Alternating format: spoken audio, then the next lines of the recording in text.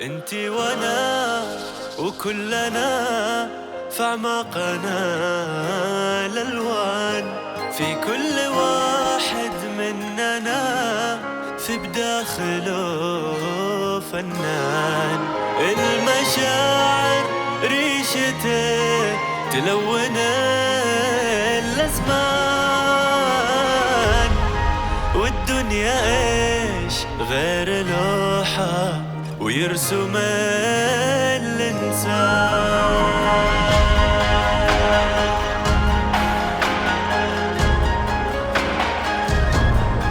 ارسم حياتك، خلي ذاتك تفتح الأقفال، كسر جدار الهم في بك وابني الأمان.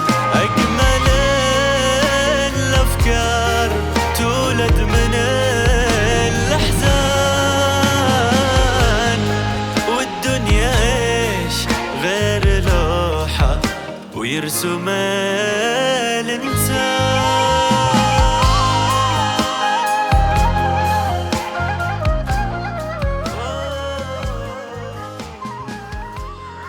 الله يرحمك يا أبي، الله يرحمك. ولا حول ولا قوة إلا بالله، وإنا لله وإنا إليه راجعون. أبي مات يا أم ليلى وارتاح من الدنيا ومن همها ومن عذابها. ندعي له كلنا بالرحمة. الله يرحمك يا أبي. طيب الآن كيف بتفعلوا؟ مين بيغسله؟ ومن فين العطر والكفن؟ أنا بروح الآن للسوق وبشتريهن، وبأمر للجامع وأشوف أحد يغسله. بكلم أخي يشوف مكان الدفن ومتى بنصلي عليه. الله يرحمك يا أبي، الله يرحمك يا أبي، الله يرحمك، الله يرحمك، الله يرحمك ويجعل مثواك الجنة. الله يرحمك يا أبي، الله يرحمك.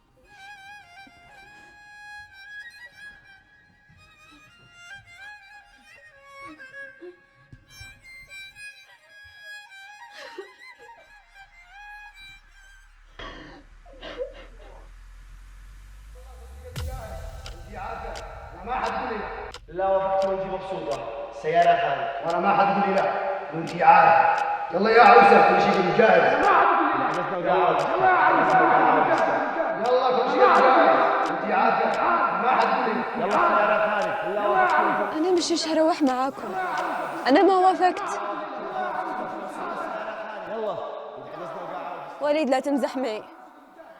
بابا بابا، أنا ما وافقتش عليك. أنا ما بشتيش أتزوجك، بشتيش أتزوجك، بشتيش أتزوجك،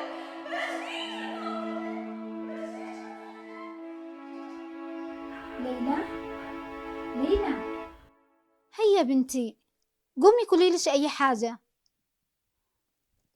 من يوم ما مات جدش وانتي على هذا الحال، لا أكل ولا شرب.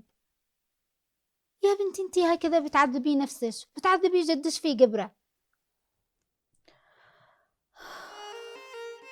مالش نفسي يا ماما، خلوا لي حالي بس.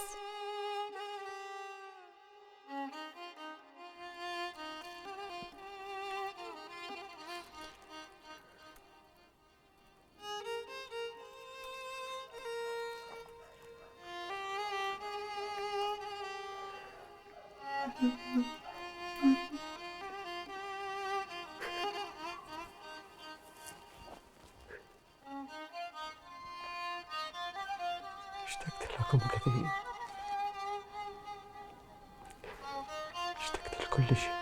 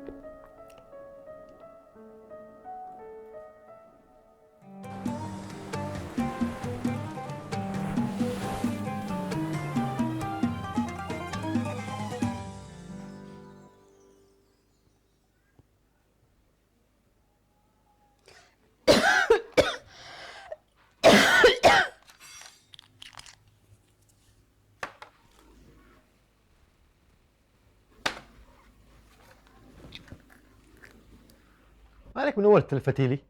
ايش في حاجه؟ ايش في اليوم؟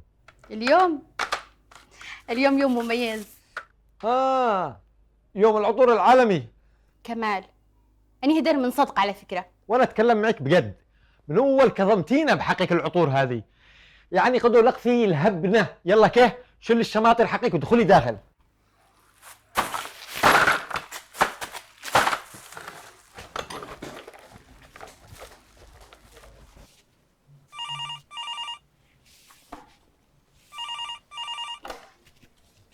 أيوة.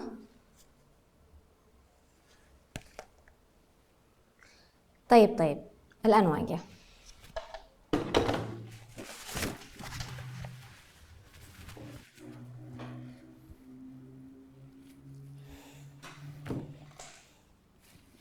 وضع المؤسسة في تدهور هذه الفترة، وعدد المستفيدين يزيد كل مرة، والدعم أصبح قليل. ما أقدر أدفع إلا رواتبكم فقط، وإذا استمر الحال على ما هو عليه احتمال تتقفل المؤسسة خلال فترة بسيطة. طيب بإيش أقدر أساعد؟ أنا مستعدة. تخفيض عدد المستفيدين. لا، مش معقول نلغي مساعدة أي شخص. حسب قدراتنا، وما نقدر نعطي كل الناس. الأولوية للموظفين، وأتوقع منك إنك تعطينا قائمة بأسماء الناس اللي بنستثنيهم من المستفيدين. كيف؟ أنت عارف إنه في منهم كبار بالسن، وفي أطفال، وفي ناس عايشين على الأدوية ولاجئين ونازحين. أنا ما أقدرش أقدر لك المعاناة ومن اللي يحتاج أكتر.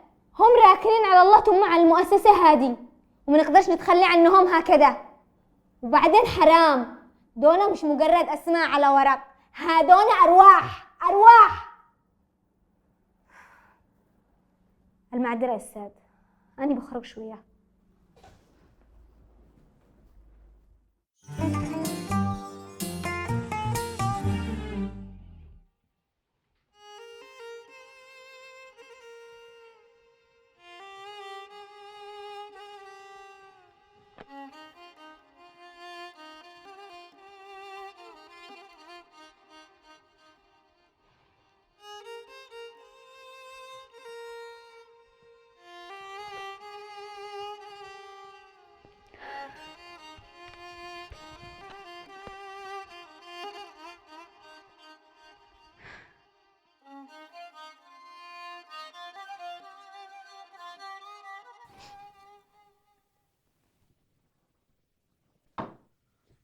أنا عارف إنش واقفة في صف ليلى علشان ما تتزوج وليد، لكن أنا صعب أخالف وصية أبي وأبيع نصيبي في البيت وأخرج منه.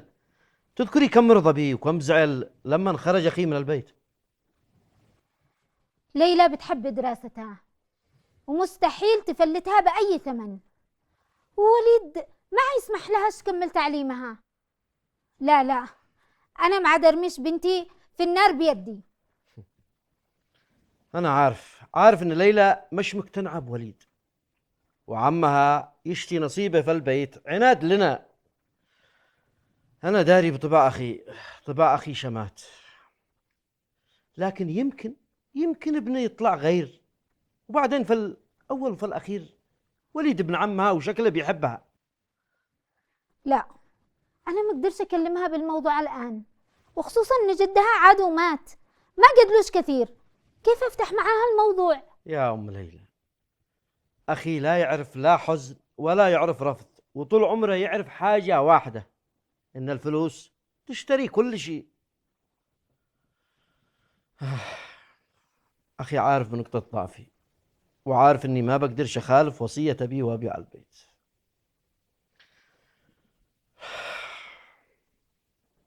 حاولي تقنعي البنت إنها تتزوج وليد، لأن وليد في الأول وفي الآخر هو ابن عمها، وأنا متأكد إنه بيعاملها معاملة مش زي الغريب، وبيعيشها أحلى عيشة وفي مستوى مادي ممتاز. وبعدين في الأول وفي الآخر وليد زي ما قلت لك ابن عمها وشكله بيحبها.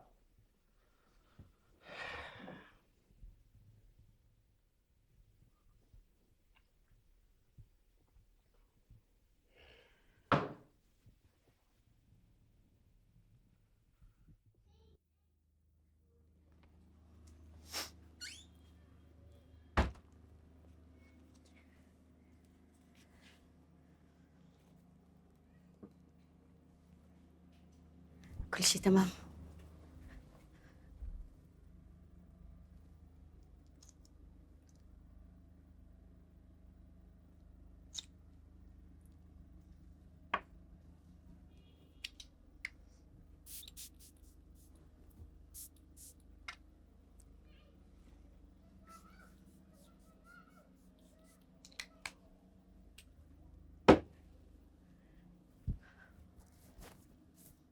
كمال، كمولي يا حبيبي، تعال هنا. تعال شوف ايش صلحت لك، ايش رأيك؟ ليش ما قلت ليش انه في اكل؟ كنت بخفف من العشاء.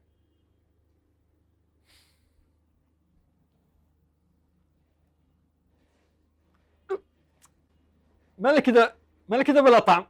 فين جبت يدي؟ انت ايش؟ انت ايش؟ بلا مشاعر؟ ما عندكش ذرة احساس؟ اليوم ذكرى زواجنا وانت ولا ذاكر ولا مهتم. ليش كده تغيرت يا كمان؟ ليش؟ تعاملني كأنني جماد. الفترة الأخيرة كل همك الفلوس وبس. ايه مالك يا امل تكبر الامور؟ نسينا، كل الناس تنسى. كل مرة تنسى وكل مرة تطنش وبمزاجك. تدري ليش يا كمان؟ لأنك تغيرت. نسينا، ما قامتش القيامة. قدك تشوف الظروف، تربش اللي ما يرتبش. ايش من أوضاع؟ ايش من أوضاع وايش من ظروف؟ حرام عليك اني بشر، اني لا عاد شفت منك لا اهتمام ولا حب ولا أي مشاعر. ليش كده يا كمان؟ ليش كده تغيرت؟ ليش؟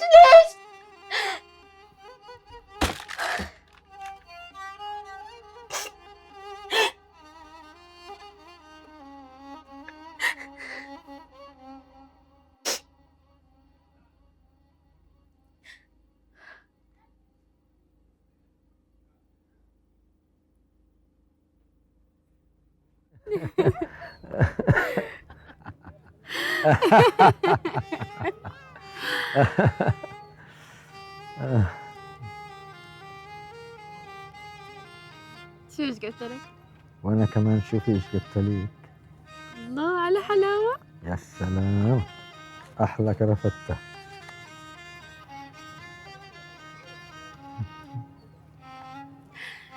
اليوم ذكرى زواجنا الثانية. كل سنة وانت طيب. انت طيبة يا احلى زوجة واغلى انسان على قلبي. وانت بخير ان شاء الله يا رب، نعيش العمر كله بسعادة يا رب ما يحرمناش منك. اسمعي الابداع، الفت لك انا قصيدة في بيت. ايوه شوفي الان الابداع والصوت الجميل، ولو بتضحكي اضحكي نص بنص يعني مش كثير. طيب. الحب وردة وانتي أحلى وردة، يا بخت من حصل الورد بين الصحاري، والبحر يشهد والسمك إني أحبك يا أمال. يا بحر خليني لا تهديني، أمولة أحلى وردة، يا بخت من حصل الورد بين الصحاري. الأيام هذه خلاص راحت علينا، كبرنا، معنا مسؤوليات وأطفال، مش وقت حفلات وأعياد. ولو أعيش معك مليون سنة ولو في معنا مسؤوليات وأطفال، حرام عليك يا كمال. أنا بشر، عندي مشاعر وأحاسيس وش حد يحبني. ليش يا كمال؟ ليش ما تحبك ليا؟ ليش كل شيء فيك تغير؟ ليش؟ كل شيء تغير والأوضاع تغيرت، وانتي مكانك عايشالي رومانسية، سن المراهقة وحب وكلام فاضي، مش حاسة بالأوضاع والظروف اللي نمر فيها. وفين وعدك وعدك لي؟ فين وعدك لي؟ مش انت الاسبوع الاولي وعدتني قلت انك بتتغير وبتحسن الوضع. اني عايشه بحزن، والله العظيم انني عايشه بحزن، عايشه بحزن ويأس، ولا حتى حاسه انك بتفعل شيء ولا انك بتحاول اساسا.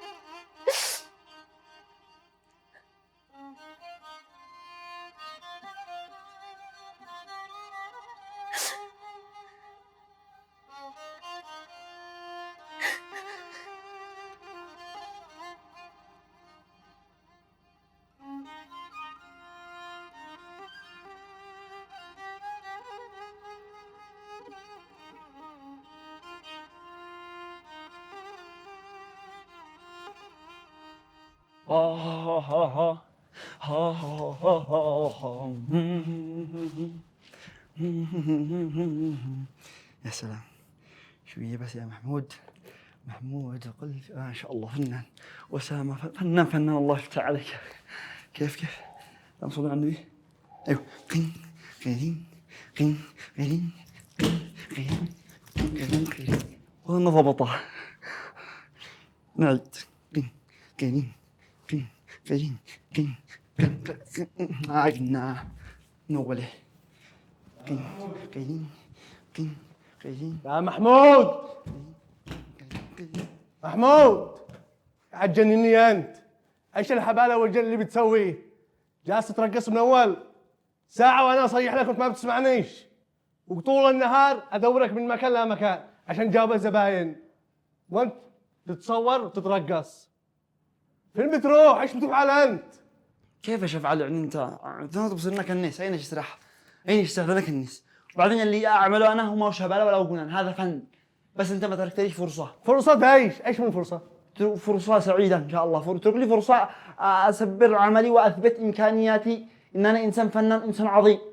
يا فنان يا عظيم، اثبت امكانياتك وجهودك هذه في الكافي وللزباين. احسن لك. اوف، انت الكلام معك يدي الضغط والسكر، مدري من دعا علي. والله وهذه جنبي يا اخا، وهذه فكره.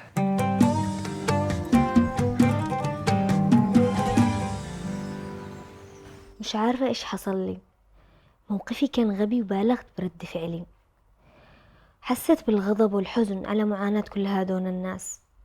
والله أنني محرجة كيف تكلمت كده مع المدير وكأنه ذنبه، ولا إيش بالعاني بيلغي الناس من المساعدات وهو مش ذنبه. أني فاهمة وعارفة، بس مش عارفة ليش كده تعكر مزاجي. والله مقهورة على النازحين مالك يا ندى؟ ولا حاجة حبيبي، بس متوترة شوية. تذكرتوا حاجة؟ ماما وبابا علمونا إنه ما حد يكذب على أهله، وأني أهلك صح. إحنا موجودين عشان نكون مع بعض ونساعد بعض.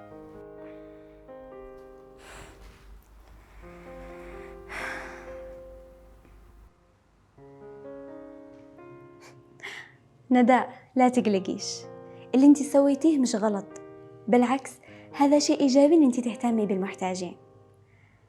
وهذا مثال كويس لرسالة الأستاذ كريم. مش دايما الخلافات بتكون سيئة، صح بيكون الوضع مش مريح، بس غالبا علشان نغير شيء لازم نمر بخلافات. هم بحاجتك، هم بحاجة حد يدافع عنهم. تعرفي شيء؟ بتمنى أن حد عندي يدافع علي هكذا. جدي كان الوحيد اللي يدافع عني، والآن ما عنديش حد. أمي بتخاف من الخلافات بشكل كبير، وما تقدر تواجه أبي وعمي بخصوص زواجتي. حتى أنا ما أقدرش، لكن على الأقل بكافح عشان نفسي. لازم إني أحاول. الموضوع متعلق بمستقبلي وبنفسي، وبحارب علشانه. ولا إيش رأيك؟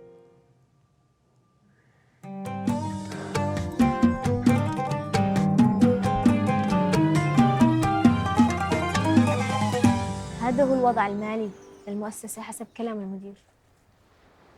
وإيش الحلول اللي فكرتي فيها؟ معي عقد تذكار من أمي ذهب، أفكر بيها وأساعد، لأنه حرام بيكونوا منتظرين للدعم، ما يقعش ما يلاقوش. لا لا لا لا لا لا لا لا لا لا لا، ولا تبيعي حاجة، سمعتي ولا لا؟ أنا معي حاجات مش مهمة وأنا اللي ببيع، وفي أي ناس يعني كثير مثلي وماشي معهم حاجات مهمة وكمان هم بيساعدونا إحنا. يعني الحاجات المهمة دي ذكريات مش لازم إنها تنباع. بجد يا عمار فكرة كويسة، بس أنت متأكد إن دي الحاجات مش مهمة لك؟ أنا معي حاجات مليان ما اشتياش، أساسا أنت عارفة إن أنا أكثر واحد يجمع قرابيع.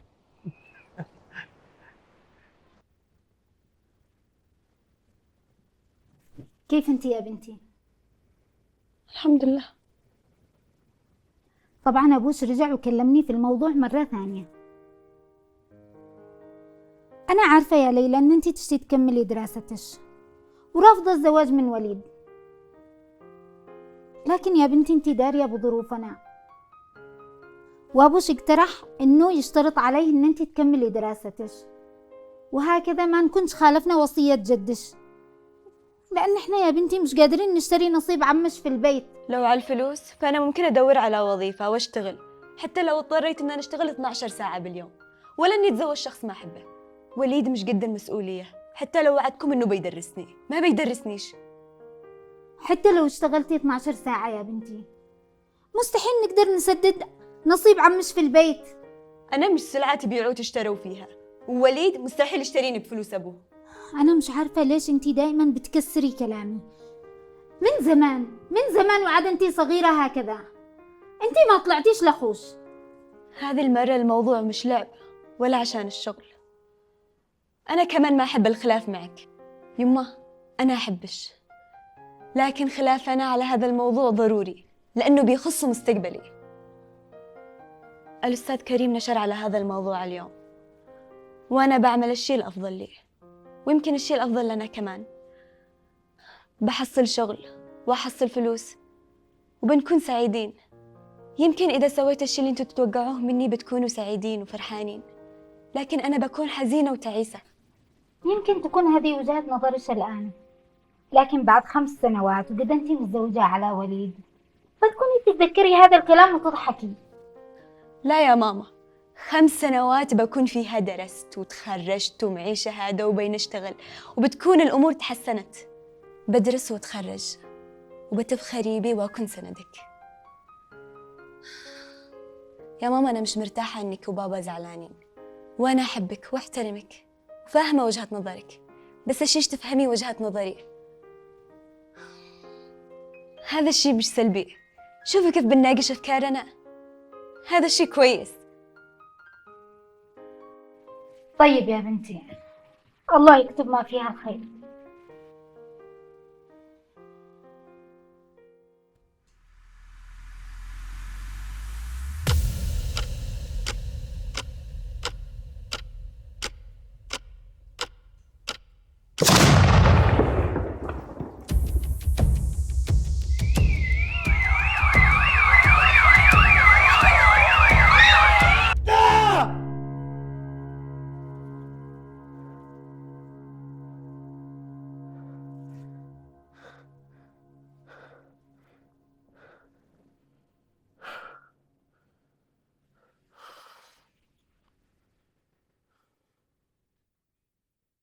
انتي وانا وكلنا في اعماقنا الالوان، في كل واحد مننا في بداخله فنان.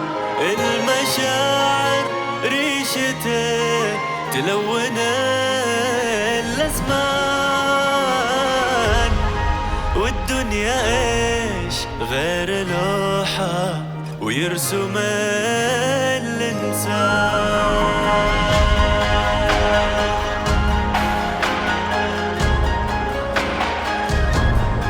ارسم حياتك، خلي ذاتك تفتح الأقفال، كسر جدار الهم في بك